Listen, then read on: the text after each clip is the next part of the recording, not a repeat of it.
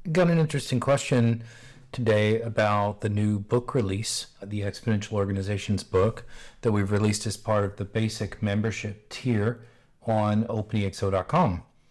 And the question was, the book just came out today, and then the question was, when will the book be released in Spanish? And my answer was, if you're using ChatGPT, then right now it's there. So let me show you what I mean by that. So again, in order to actually see the book, first you need to make sure that you're on the right plan. You have to be at least on the basic plan. In this case, you can see I'm on professional. And then if you want, you can read the book.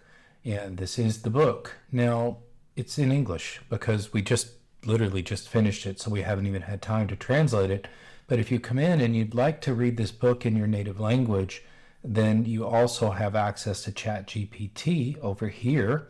Then what I would suggest is if you do something like T for text and then you copy that text in there like this, just put that right in there, and ChatGPT will wake up and it will realize that we have given it something.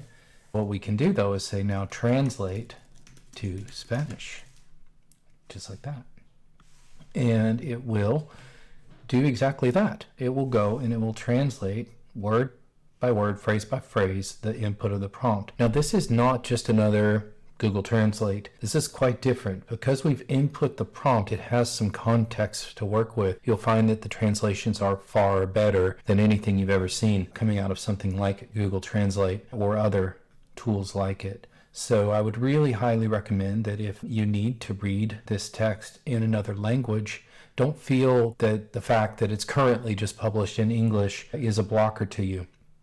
Technology tools exist that help you read it in any language you want. Watch this. What if it's not Spanish that we're looking for? Translate T to French. Again, same thing. Absolutely top-notch translations. No need for you to wait. It'll read it right out to you. Waiting for a translation is no longer necessary.